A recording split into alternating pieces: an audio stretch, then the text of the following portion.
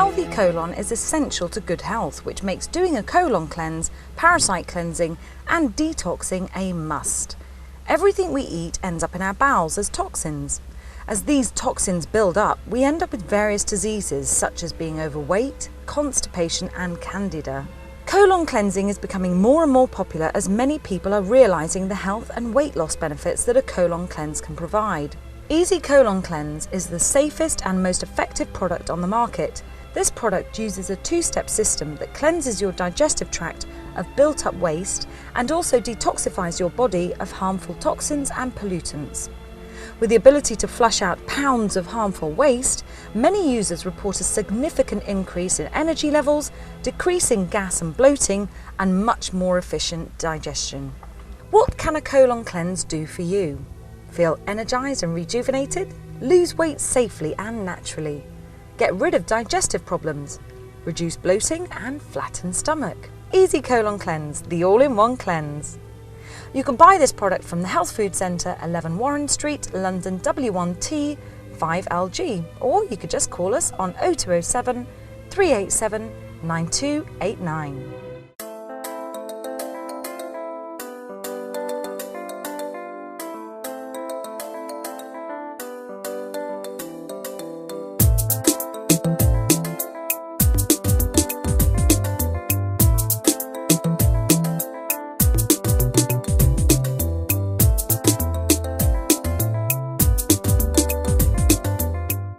Good evening and welcome to Mecury Debates, a program sponsored by the Health Food Centre. The Health Food Centre, your one-stop shop for all your health needs.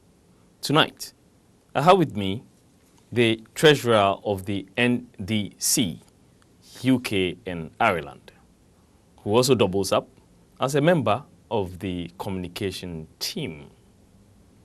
But let's look at this.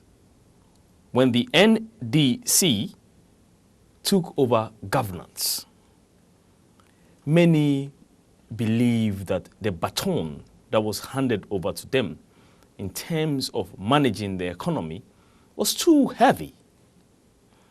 But 4 years and almost 5 to 6 months, they believe they are on course with the Better Ghana agenda. An agenda that had won them 2 successive elections. But critics are of the view that the agenda is not working, and if it is working, it is only working for members within the NDC. What do you think?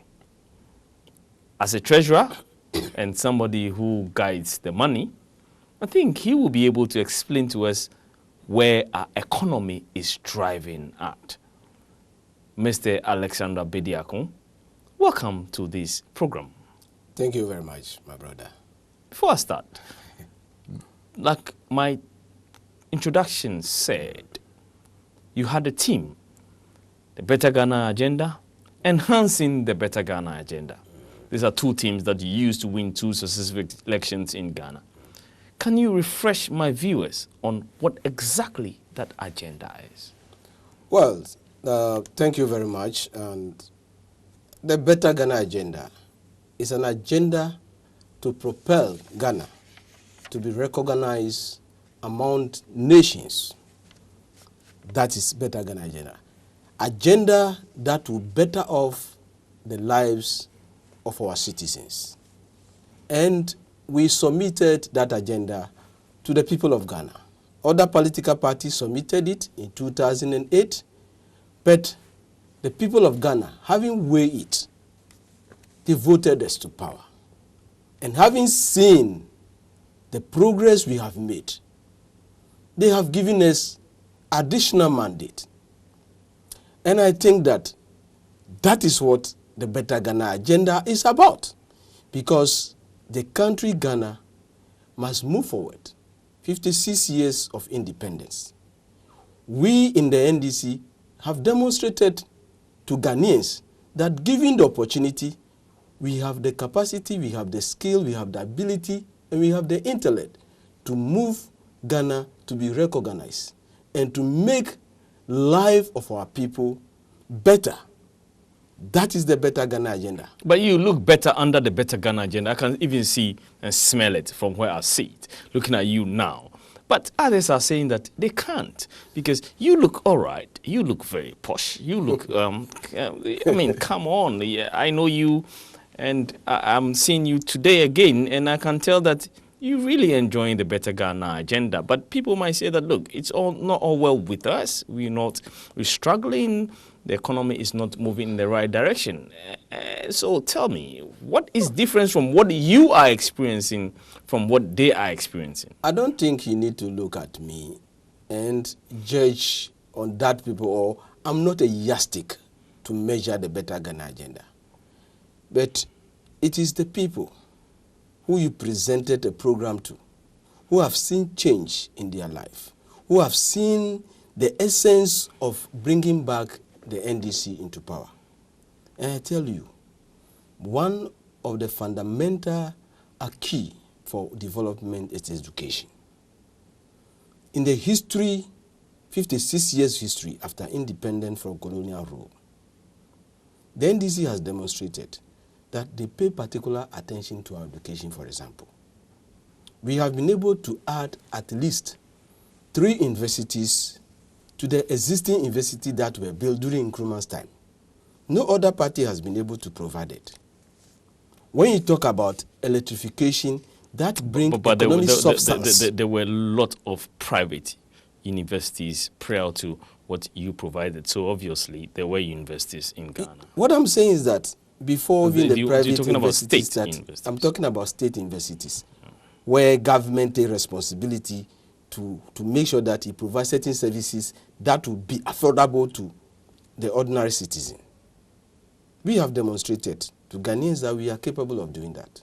We have demonstrated to show Ghanaians that if you look at developed countries like Britain, United States of America, France, and the rest, they develop as a result of constant innovation, improvement in science and technology, development of the skills of the people. We have done that. I'm not saying that, we have been able to solve every challenges that our people face or Ghana face. I'll get into that as we go on. But the fact is that if you look at the Better Ghana agenda, you need electricity like that. People say that now recently electricity is challenge in our economy and that. But it's true. As the economy grows, these challenges are obvious. They will come. But in terms of providing electricity, because we link the provision of power to springing up of small-scale industries, that actually give the opportunity or give the people opportunity to be able to bring their own businesses, innovations, to make living better for themselves. So you have acknowledged from what you are saying that you have challenges under the Better Ghana agenda. I did not say that. You are trying to tell me that we have challenges. As far as Better Ghana's agenda is concerned, we are on course. You're on course. I'll get into the picture. You've painted a very good picture from what you are saying. You even refused when I say that there are challenges. But in terms of as we go on with this interview, we'll really find out whether there are challenges or not. But in the picture, in light of the picture that you have painted to me, it's very, very bright, excellent. There are no problems. Ghana is moving on very well. The Better Ghana agenda, after winning 2 elections, is on the right course. But let me say this to you. According to Dr. Akoto Osei, it says that your party, the NDC, is dragging Ghana back into HIPIC. According to him, the public debts of Ghana is rising so much so, and at a very fast rate, that is 8 billion as of 2009 to almost 2.5 billion at the end of 2009. And within just 4 years, these debts has escalated to 33.5 billion. If these figures are right, which I know you as a treasurer will have the right figures from me, what does that tell you? Are you not dragging it back to HIPIC, where we have highly indebted, not at all, my brother, poor country, like you left it in the year 2000. Not at all. We have not left Ghana in debt even in 2000. Not at all. What Dr. Koto has not been able to tell you is the other side of the balance sheet. Nobody is comfortable with debt. But if you are looking at debt, you must look at what these debts are actually used for, or what are the other side of the balance sheet. In 2008, like we pointed out, that the debt of Ghana was $8 billion. And probably you are saying it is today at 33.5 billion, if I'm right. Yes. But you have to ask yourself, what is the size of our economy in 2008? And what is the size of the economy of Ghana today?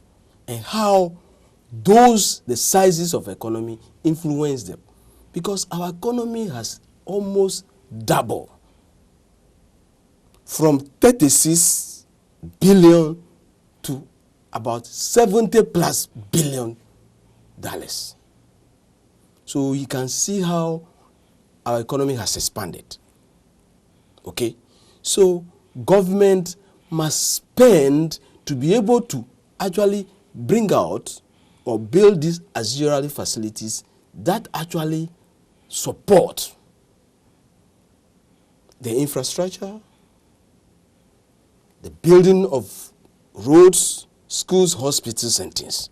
So you can see that the debt is rising according to the proportion. The same argument. You see, we are familiar with this argument, the countries is accumulating debt here and there. The same argument was made during Nkrumah's era, that Nkrumah has accumulated debt. But today, just imagine that Nkrumah failed to do that. Today, Akosombo Dam, we're still talking about Akosombo Dam that generates and supply electricity. I do wonder when you so talk these about arguments of debt, you must look at what the debt is being used for. Let me drag you into this. Guess what? Who came out of the oil rig, wrapping his hands with oil and telling everybody that, look, Ghana's economy is perfect. There's nothing wrong with the economy. Mr. Fifi Kwete, who was then the Deputy Finance Minister, and he was of the view that the country's economy is soaring like an eagle. But let me draw your mind back to one factor where you have not a government changing hands, but you have the same government propelling, pushing the same political and economic ideology. That is the Better Ghana agenda. And what do we have? The cedi has depreciated so much so that along the West Coast, the cedi is the most depreciated currency. Do you call this economy a strong economy? And do you call this Better Ghana agenda as an agenda working economically? Well, that is the argument that some opponent would like to pose. I'm not an opponent. Oh, no, I'm not saying that, because I think you are making reference to certain people, and that inflation has actually... I'm looking at the Ghanaian cedi. Ghanaian cedi. Oh, Ghanaian cedi has depreciated against other currencies. Yes. But the Ghanaian cedi is also actually appreciated against other currency before. So in economy is on and off. It happens. It's normal. But what is not understood is that many people think that the depreciating of cedi is always a bad thing. No, it is not necessarily a bad thing. I know you have an economic background and you have an accounting background. Yeah. So you debate from the argument that once the cedi depreciates, it will help certain people within the economy. That is that. It will help exporters to export more. But how much will these exporters export when on the international market, some of these commodities that we rely on are not really fetching us that kind of That money. is, Because that is the point. You have taken the wheel out of my. Yeah, because that is the you, point you, I'm are, coming to. you are an See, economist, so I know so you, when you will look at people it from say that point of view. People will export more. Yeah. But even it encourages consumption of local goods. But in the Ghanaian context, the ability of our industries to produce in order to satisfy the Ghanaian market and export is key. Probably that is what is not lacking. So is that a government deliberate policy to let the cedi depreciate so that... sometimes, let me tell you, sometimes governments can deliberately allow the cedi to fall in order to make an investment in a country cheaper for people. Now, today we are talking about over 2-point-something billion investment recorded at the end of 2012. People talk about all these economic challenges, but who want to invest in an economy that is sinking? Who want to borrow to an economy that cannot even honor its debt obligation? Because people have seen the potential of Ghana. Mind you, we are one of the fastest growing economy in the world today. At what rate? Because 6%, 6.8, 7.1%. 0.1%, and your current budget is reading about 9%, which has also been downgraded, and the 9% cannot be met. So we are not one of the fastest. We are growing. We are one of the fastest. I want to explain, give it to you if you give me the opportunity. I'll give you the opportunity. The fact is we are one of the fastest growing economy. For example, if you consider the world average is about 3-point-something. In sub-Saharan Africa, it's about 4-point-something%. And Ghana is about 7.1. That is very, very, very good. Is that your projections for 2013? It's not a projection. It's the current growth. You know, we grow from 14-point-something%, decline to 8, then 7-point-something. Yes. Because, you see, but then you are saying that you had all your targets you are saying that if you had most of your targets, your targets that you set up in 2012, your target that you are setting up in 2013. If you look at the IMF, they came out to say that your target, you can't really meet that target. So obviously, it's targets that has been set in the budget that cannot be met, that you are using the figures, which might have a little bit of doubt around it. No, those who want to doubt it can doubt it. But let me tell you, if you look at people thinking that, we have not met certain targets. In a budget, you plan to spend something. You plan to raise certain level of revenue. Those are planned income and planned expenditure. But there are certain expenditures that you have no control. Look at between 2011 and 2012. The disasters, fire, flood, and what have you. These are some of the things that have accounted for we probably spending than we have planned for. You see, so you don't look at these figures and draw hasty conclusion. Today, look at the investment potential. Look at people who are coming to Ghana to invest. Look at foreign direct investment. Somebody was making an argument that, look, whilst Ghanaians are complaining, other foreigners are trooping in because of the economic opportunities, because of the economic opportunity that is existing. So what I always tell my people is that, look, when some of these points come up, it is proper to do your own analysis and ask questions. If you are able to ask relevant questions, you'll be able to answer some certain things. But let me look at from what you're saying. You are of the view that foreign investment is flowing directly into Ghana. And let me look at what the Association of Ghanaian Industries, their assessment of what is happening in Ghana now and the challenges that they face. I'll look at 2 or 3 challenges that they draw up and I'll read this to you.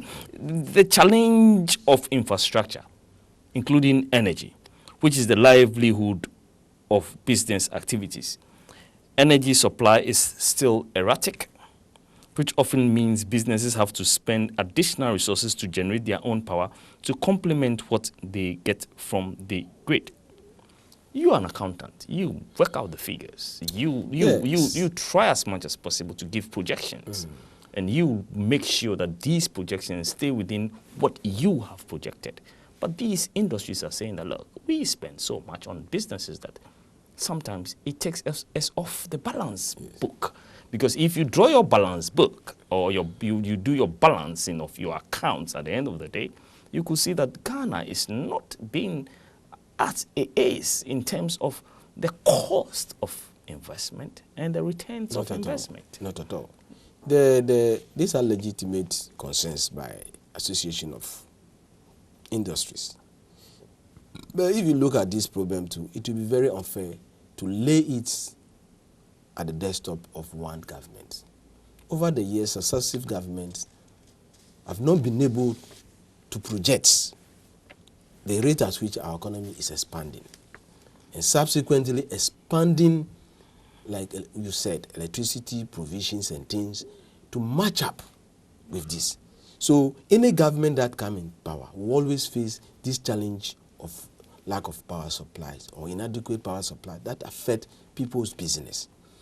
But if you trace the track record of NDC, even if you look at even current invent, where the president moved from one place to other to make sure that our electricity supply, that support industries, are sustained and maintained.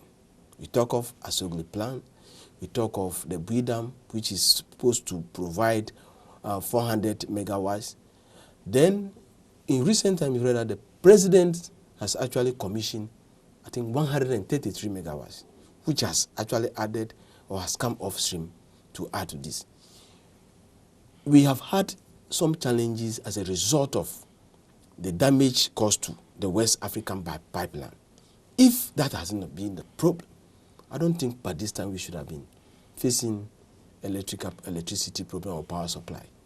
But also, research, according to VRA, you see, 62% of the electricity that are being generated are being consumed by households, and 18% by small and medium-scale businesses, and 20% by large-scale businesses. You see, why is it so? If you come to Britain and America and things, you see that the household consume less. The households consume less, so that there is enough electricity and energy for businesses to use. But look at the structure of our building, planning, and everything. In this country, it's because of the co-welder. You see how they plan their buildings. But we in Africa, we're blessed with a lot of sunshine. People plan, and therefore they put huge refrigerators, so many things in this building that consume excessive power. But nevertheless, you can see the effort of the NDC government to make sure that these things are put in place. You can see the rate at which our economy is growing. It has jumped, it has tripled, and therefore the pressure on these utilities is obvious. But, we have a track record. We have a track record of facing challenges and resolving it. And I believe on that basis, the people of Ghana put confidence in the NDC as better managers of Ghanaian economy. But then let me say this to you. You think that the NDC can manage the economy better. I don't know. And I am telling you. I don't know. I am telling you. I know you believe it. I can only believe in what experts say. Let's look at this expert, Mr. Terence Darko, president of the Ghana Employees Association, has said that Ghana risks becoming an unattractive business destination in view of the difficulties with electricity supply. Let me look at this from this. You said you can overcome challenges. tell me, what plans have you got to overcome those challenges in the electricity sector in terms of a businessman trying to come into Ghana to invest in Ghana? The plan is that the Bui Dam, almost about to finish, already 133 megawatts, has been commissioned, is on stream. The Asogli Pan, once the pipeline that was broken is repaired, will supply gas for Asogli Plan. Then I think 24, I'm not too sure about the figure, of the ECG transmitter has been installed for both Tema and Accra. And if you cast your mind to the northern part of Ghana, you can see that we are now trying to experiment to make sure that we make solar energy part of our energy system. So you can see that the president is doing a lot to make sure that we sustain, or we actually provide enough power and electricity that support business productivity. In this very short term as president. Not in the short term. We didn't don't go and buy generators. We are looking at long-term strategy. So you cause misery in the short term, but promise what do you mean by misery? We don't cause because you are saying you don't buy generators. So. I think you can agree. You agree with me that by the time we even take off, you can actually look at the Ghana's, cast your mind back at the Ghana's economy. The things that we face, talk about the single spine, which account for 60% of which revenue, which were payments to the Ghanaians. So we have been confronted. But we have a style of dealing with challenges and solving it. That is our style. And now this slogan of doom salt, you don't hear it anymore.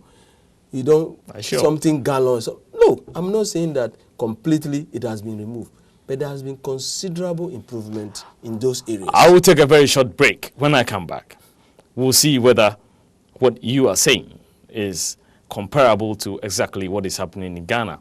We don't know what the solutions are, but you have the solutions. You tell us, and then we'll listen to it. Thank you so much. If you're a man whose sex drive is not as good as it used to be, or if you ever suffer from weak or soft erections, or perhaps you worry that you're not going to perform at all, we have great news for you.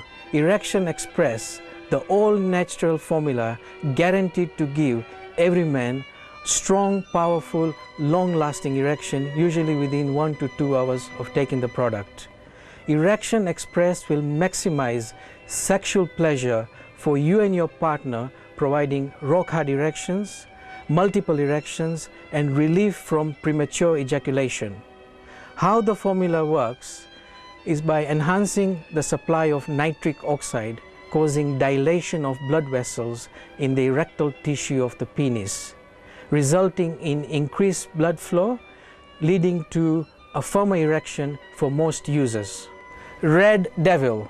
Another one of the great formulas we do is Red Devil.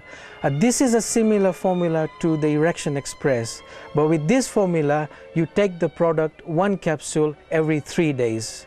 It's for people who don't like taking capsules every day, or who prefer to take one every few days. It's an excellent formula if you're going away for the weekend, or if you're a man whose circulation is extremely poor, then this formula will really do you good. I really recommend this formula, the Red Devil. It's an excellent formula. Another one of the great products we do for weight loss is the African mango capsules. Obesity is the major killer in this world. Being obese can lead to high blood pressure, high cholesterol, diabetes, heart disease, stroke. We don't want any of these nasty diseases, do we now? In research, it has shown that African mango capsules can help you lose between 6 and 12 pounds over a 1-month period. So what are you waiting for? Get rid of that big belly and order the African mango today. Another fantastic product we've now also got is the Body Slim Tea. If you get bloated, constipation, difficulty going to the bathroom, all you do is drink a cup of this Body Slim Tea at night time and you will see in the morning. Call us on 0207 387 9289. You can buy this product from the Health Food Centre, 11 Warren Street, W1T 5LG. Welcome back, viewers, to our program, the Mecury Debates, a program that is sponsored by the Health Food Centre, your one-stop shop for all your health needs. Alexandra Bediakon, the man that keeps the money in the UK, trying as much as possible to convince us that the NDC is on track. Let me look at this. Job creation, very serious problems. Let me take you downtown Accra as we drive through Circle on our way to Ring Road and to the seat of government, to the airport and all those places. Swelling numbers of people selling on the roadside. That tells you something when you enter into a country. For every country that you enter where these things happen, you could tell that enough job is not being created and human resource is being wasted. How do you explain that after 4.5 years in governance? I don't think seeing people on the street selling things necessarily show that enough job has not been created. That is their kind of business. So you don't look at people selling on the street because they see that that is an opportunity to make some money. They might have other job. So seeing people on the street selling, because for example, if I'm driving to voter region, you are an economist. You're an economist. You're I'm an not accountant. economist. I think, But you're an accountant. You know the figures. Yes. I will between an economy and the figures. Yes. And then you know that these type of jobs have been titled. We have seasonal jobs. We have jobs that are not really of any skill. And most of these people might have skills, but are doing these jobs for a skill. So trying to look at it from an economic point of view, as this program has been entitled, obviously that means that enough jobs have not been created by your government. Not at all. You walk on the streets of London, isn't it? I do, yes. Don't you see people selling on the street? I never at the traffic lights, no, please. People sell it's against the law. Sell on the street, sell on the table, everything. I see them every time. I don't know whereabouts you are in the London. But let me answer your question. I said necessarily seeing people on the street doesn't necessarily mean that there's no job. I think if you look so far, the government program has generated about 1,900,000 jobs so far. You see, that is an effort of a government that want to create jobs for 8 people. Look at the National Youth Employment Program. It has employed over 80,000 people. You want to talk about youth in agriculture. Some time ago, people were not even interested to go into what? Farming. But today, under the NDC, Innovations and Tea, people have accepted. They have seen that, look, agriculture actually is a viable and very interesting employment. Look at the wonderful things they are doing. Now we have block farming all over the country. Talk about Tema Harbour, Takoradi Harbour, and the airport. This alone generated about 800 jobs. So you have to see the effort of the government. You have to see in light of this, creating. When we came, there was our industry, the meat factory, the tomato factory, the shoe factory, and all these things were collapsed. And that is lack of job. But we have revamped all these factories, which have ended employing Ghanaians, and they are working. A time ago, it was in the news, I don't know whether you have heard it, that even people were committing suicide. Tomatoes farmers or something. But now have you heard this news? Because we have been able to provide something so that people can sell. we have created, we identify that, you see, market is important, but linking the communities to market is another thing. That is why we have invested heavily in what? Road construction. And this has generated huge employment.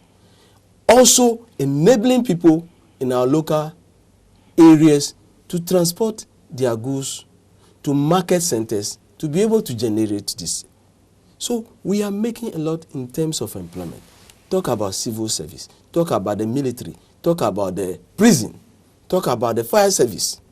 We have upgraded their facilities. That has increased employment.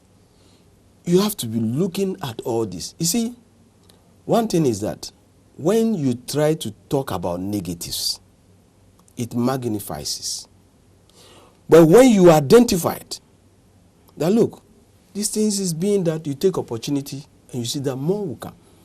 I told you earlier on that. I'm surprised you're talking. I told you earlier on.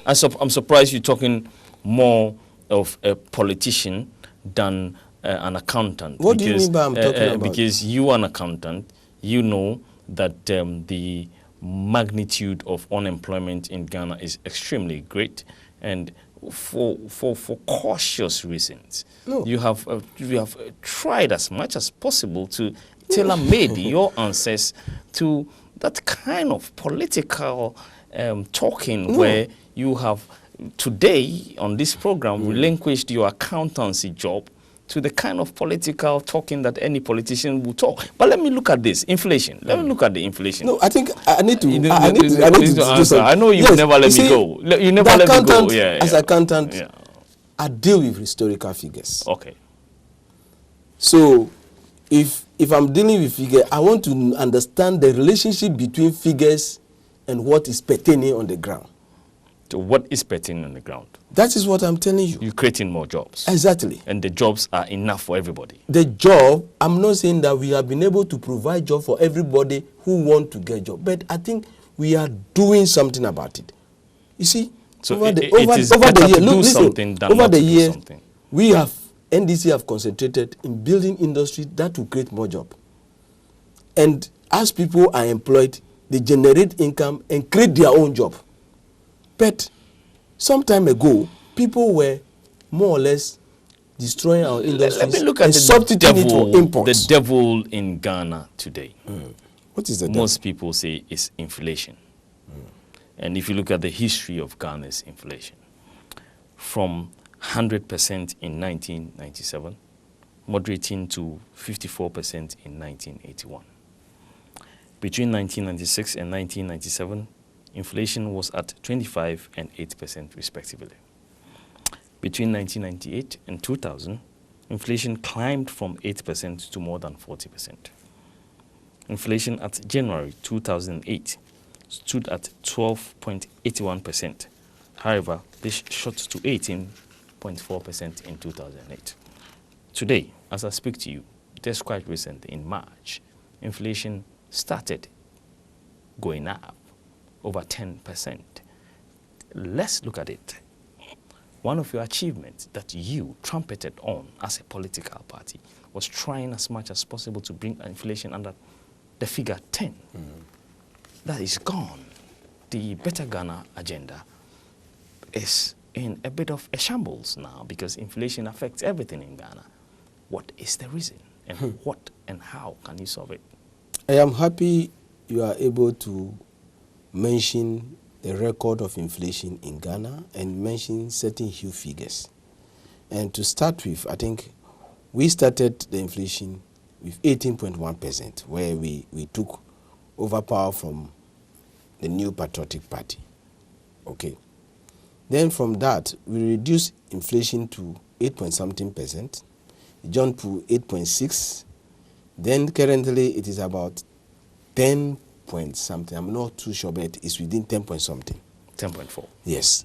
I don't think it's a problem at all. If you are a manager, okay, as you try to balance your books, you try to see, you look at whether you are within certain target that you want for yourself.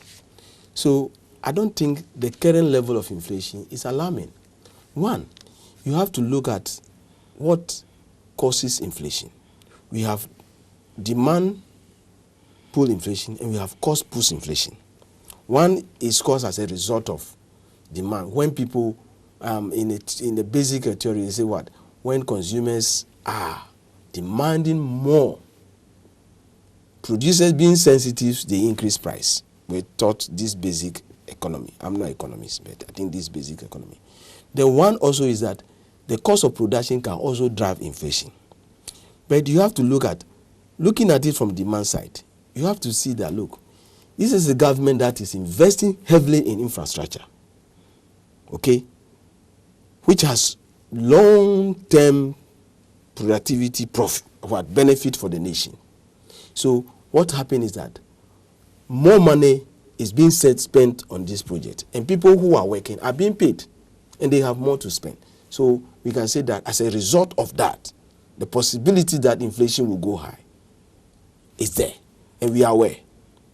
Okay, people are investing in this country. They see the potential of the country. Some of these inflations are not originated. They are imported inflations. Because if there is already an existing inflation, but basically, let me remind you that our major trade partners, the United Kingdom, is our major trade partner. And if you remember a few years ago, their inflation, they couldn't meet the target. They set a target of 2%. But in the final, they went to 4 point something. I think currently it's improving. So if people are buying capital equipment and things, they are importing the inflation that is already in this country to Ghana. So I think looking at inflation of 10 point something, and also looking at the size of economy jumping from $36 billion to over $70 billion, I don't think people should be too much worried about what? The inflation target of this. But let me tell people that, like I said, in the falling of our domestic currency, our CD, is not necessarily a bad thing. The same thing applies. Inflation is not necessarily, you have to look at the rate and the permanent nature. This 10.6 that we talk about, when was it? It was within this few periods. We maintain in the record in the history of Ghana, almost over 24 months of single-digit inflation. You know, if you trace the record of inflation, inflation normally jump up when an election is coming, because some politicians think that they want to win power, so they pump a lot of money into the system. But the NDC didn't do that. Have you also looked at it from cost pulling inflation? That is what I was saying. Where the cost of production. I mean, you cleverly as a politician will always leave one step or think one step ahead. No. Because you have exactly demonstrated that, where you've thought one step ahead of me and my viewers, where you left the cost of business. The cost of business as well can push inflation up. That is why I say cost push inflation. I mentioned that. What you talking? Yeah, you did, but you didn't explain further by telling me that the cost of business of, let's say, people buying generators to light up their offices to power their businesses will also drive up inflation in terms of accounting figures. You're an accountant, you know that they have to put the figures down there to say that, look, we incurred this much of cost, so they'll push it on to the final consumers, and it can inflate inflation. But let me look at this from this angle. let me look at this from this angle. I mean, you are very much in tune with what is happening in Ghana and about the economy. Do you think it is about time that subsidies on fuel be removed? Because it's doing a lot of harm to the government. Government is spending more money, like you're saying, and then people are using that leniency in terms of making businesses for themselves and gaining more than government whilst government is spending. So in the end, government is blamed whilst it has not, or it ought not to be government's problem. I think if we come to the issue of subsidies, I think there has been especially on fuel, divergent views on issue of subsidies and things. And personally, I believe that it is about time we face reality. Because even these subsidies that we talk about, in the final analysis, it does not go to support the very people that it is targeted at, which are people who are in the low income group or structure. It ends up with people who are already let me say middle class. Middle class well off. So I think that it is important that these subsidies, we find alternative means of doing it. So that how do we subsidize? If we are supposed to subsidize maybe petroleum, is there any other way where we can make people below certain level or below certain level of income to actually receive that subsidy? So I share the view that it is about time we look into this subsidy, and not necessarily to take it off completely, but we have to see that it go to benefit the people who who actually need it. Let me put it that way. Who actually need, whose income or whose economic activity need to be subsidized to be able to make a meaningful living. So I agree, but we need to weigh out how do we subsidize. In this country, for example, though they will say, okay, fine, they subsidize some of their product heavily to enable people with low income to make a good living. Sometimes they instead of subsidizing for everybody, they find alternative means to make sure that the poor actually receive the subsidy. So I think we should find a means of reworking our subsidy so it benefits the people that we target.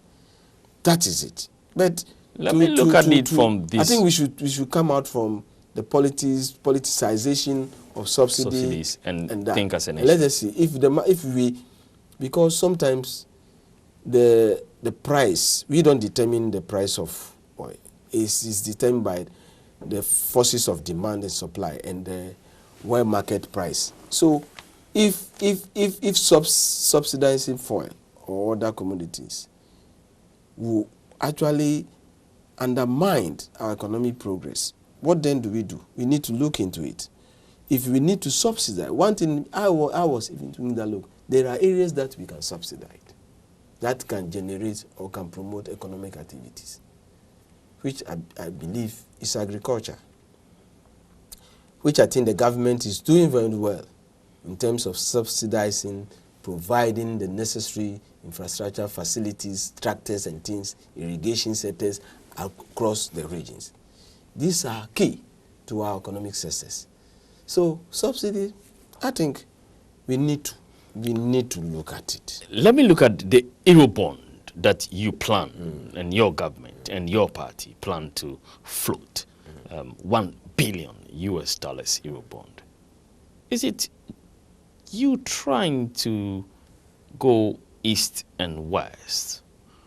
And do you think at this economic climate where Ghana's current ratings, credit ratings, is very low, negative somewhere, and B's somewhere, not looking very bright as we launched the 750 million Eurobond some couple of months ago. And when you have bad credit, you pay more interest. So why now? Why don't you? Why the haste? Why not solving the credit rating of the country and then going in for the Eurobond? Because that is most experts believe that is the right way forward. What is credit rating? That is somebody's business as well. Yes, you see, but the business affects your business. The ability is to... The business affects your business. I'm coming. It affects, as you're an accountant. So obviously you know that if a credit agency gives an information about you or a country, it affects something, or you take it for nothing. You see, but why do you think that all these credit agencies are giving us all different kinds of rate or things, but the people that we approach, okay, for this money are so much willing. I think you know that this Eurobond has, the first one that we issue has been oversubscribed. Okay, I'm coming. So you realize that, look, you see, we have a challenge. You talk about debt, but you need to understand that there are three things that this 1 million Eurobond was raised to solve. One, that is to payment for counterpart capital projects, because if you look, we have some projects that both Chinese and Ghanaian governments are carrying all together. We are raising that to be able to fund those ones.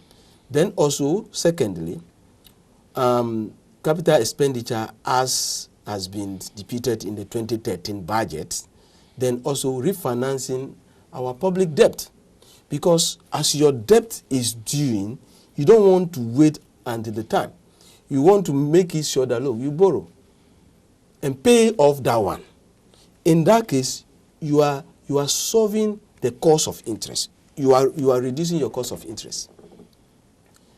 And also, you are building capital infrastructure, which will yield benefit later. So you need to look at what debts, what this Eurobond is being issued for. Okay? One, if I borrow £100 from you, okay? If I borrow £100 from you, £100, and by the end of this month, I need to pay 120, but I don't want to pay 120, maybe 105. I can go to Mr. B and borrow the same 100 and give it to you. In this case, I've saved some money. That is the strategy. You want to restructure our debt. We need to restructure our debt so that this interest payment, people are talking about debt, and that we are accumulating it. But they forgot to mention the other side, because if they mention, then people will ask questions. So the Eurobond is a good step, because we will be able to pay off our existing public debt, refinance them, so that we reduce cost of interest. Then we'll also be able to finance the capital expenditure as we have stipulated in our 2013 budget. And also payment of counterpart capital project. That is the three reasons why we are issuing this Eurobond. And it must be, I think people must appreciate the skillful nature that NDC is managing the economy. You see, people want to create an impression that there is something wrong with this economy. Absolutely not. Absolutely not. You see, politics has become so competitive that people think, instead of being part of building a better Ghana, they are looking at, look, I need to be there. I think that attitude must stop. Look, why do you think that people, do you think that if you are in debt, people would like to borrow you more money? And previously, we have been accumulating debt from IMF, the World Bank. But it is about time we diversify. Because those people, when they borrow us money, they give us money, there are conditions attached to it, which is detrimental to the well-being of our people. So if you are a very good manager, you need to spread your tentacle. Okay? You see, they are not happy we are going to the east and we are going to other people in the market. That is key. I think we should do more. Forget about this credit rating. Once people have, other people who has the money to borrow us have confidence in our economy. But you want to say that we should forget about the credit rating. We should overlook the interest that will build on what you acquire. This credit rating, you're building interest on the Eurobond, which is you are selling government debts at 1 million or $1 billion US dollars. So you're selling the government debt for us to pay interest on the debt as well. I mean, do you think it's a good strategy? Do you think it's a good strategy? Let me ask you. No, do you think it's a good strategy? Let me ask you. No, this is a question. Do you think it's a good strategy for us to sell government debt at that amount of money at a certain interest? Do you think it's a good strategy? You have know to the look figures. at the interest. You see, as you weigh what you are taking these monies for, you are building your economic base. You are building infrastructure. You are building factories. You are building capital investment, projects, capital projects. So by the time these debts are maturing, at least revenues and things would have been emanating, or these structures would have been generating what? Income. So you are looking at the interest and also matching your revenue generation ability with what these debts are. Thank you very much. I think we have gone more than what we expect, or I have gotten more than what I expect from you. I really do appreciate you. My time is up.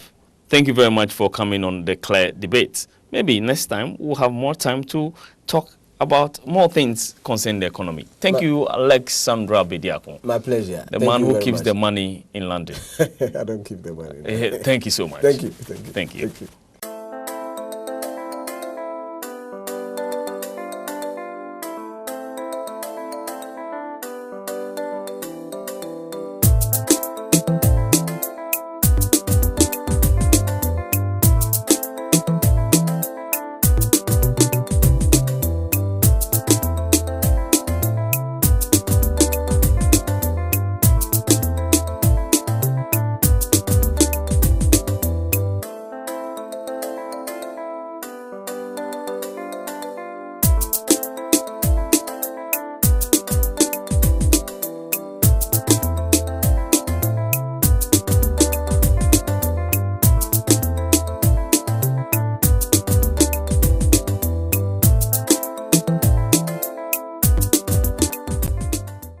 To the soles of the feet before sleeping. Overnight Patch It will stimulate your acupressure points and draw out the impurities from your body. In the morning, you will feel the difference. For daytime use, apply to the palm of the hand or any part of the body with tired muscles. Stretch the plaster when applying to skin to ensure good adhesion. After use, Patch It will turn a deep brown colour and have a sticky texture. When used over a period of 5 to 10 days, Patch It will help invigorate the body, reduce aches and pains, promote a general feeling of well-being, and reduce the monotonous feelings of fatigue and stress. Patch It is an excellent addition to your health maintenance regime. This is a product that you and your family will love, regardless of age or gender. If you're a man whose sex drive is not as good as it used to be, or if you ever suffer from weak or soft erections, or perhaps you worry that you're not going to be perform at all, we have great news for you. Erection Express, the all-natural formula guaranteed to give every man strong, powerful, long-lasting erection, usually within 1 to 2 hours of taking the product. Erection Express will maximize sexual pleasure for you and your partner, providing rock-hard erections, multiple erections, and relief from premature ejaculation. How the formula works is by enhancing the supply of nitric oxide, causing dilation of blood vessels in the erectile tissue of the penis, resulting in increased blood flow, leading to a firmer erection for most users. Red Devil. Another one of the great formulas we do is Red Devil. This is a similar formula to the Erection Express, but with this formula you take the product 1 capsule every 3 days. It's for people who don't like taking capsules every day or who prefer to take one every few days. It's an excellent formula if you're going away for the weekend, or if you're a man whose circulation is extremely poor, then this formula will really do you good. I really recommend this formula, the Red Devil. It's an excellent formula. Another one of the great products we do for weight loss is the African mango capsules. Obesity is the major killer in this world. Being obese can lead to high blood pressure, high cholesterol, diabetes, heart disease, stroke. We don't want any of these nasty diseases, do we now? In research, it has shown that African mango capsules can help you lose between 6 and 12 pounds over a 1-month period. So what are you waiting for? Get rid of that big belly and order the African mango today. Another fantastic product we've now also got is the Body Slim Tea. If you get bloated, constipation, difficulty going to the bathroom, all you do is drink a cup of this Body Slim Tea at night time and you will see in the morning. Call us on 0207 387 9289. You can buy this product from the Health Food Centre, 11 Warren Street, W1T 5LG.